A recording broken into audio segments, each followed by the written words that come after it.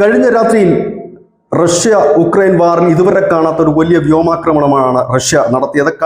വലിയ രീതിയിൽ തന്നെ ഡ്രോണുകളും മിസൈലുകളും ഉപയോഗിച്ചുകൊണ്ട് കനത്ത വ്യോമാക്രമണം ഉക്രൈൻ വ്യോമസേന ഇത് സ്ഥിരീകരിച്ചു കഴിഞ്ഞിട്ടുണ്ട്. അവർ പറയുന്നത് 479 ഡ്രോണുകളാണ് റഷ്യ തങ്ങൾക്ക് നേരെ ഉപയോഗിച്ചത്. ഒപ്പം തന്നെ മിസൈലുകളും വിവിധ തരത്തിലുള്ള മിസൈലുകളാണ് ഉപയോഗിച്ചത്. ഇതിൽ 277 ഡ്രോണുകൾ തങ്ങൾക്ക് തടയാനായി, 19 മിസൈലുകൾ തടയാനായി. പക്ഷെ ബാക്കിയുള്ളവയൊക്കെ ലക്ഷ്യം കണ്ടു.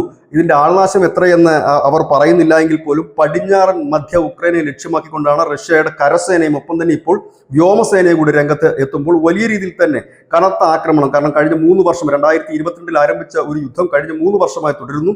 ആ യുദ്ധം ഒരു പരിസമാപ്തിയിലേക്ക് നീങ്ങുകയാണോ, അത് അത്യന്തം വിനാശകരമാണോ എന്ന് പറയാൻ കഴിയാത്ത വിധം അത് രൂക്ഷമായിക്കൊണ്ടിരിക്കുന്നു. ആയിരക്കണക്കിന് പേർ കൊല്ലപ്പെട്ട് കഴിഞ്ഞു, 10 ലക്ഷത്തിലധികം പേർ പലായനം ചെയ്ത് കഴിഞ്ഞിരിക്കുന്നു.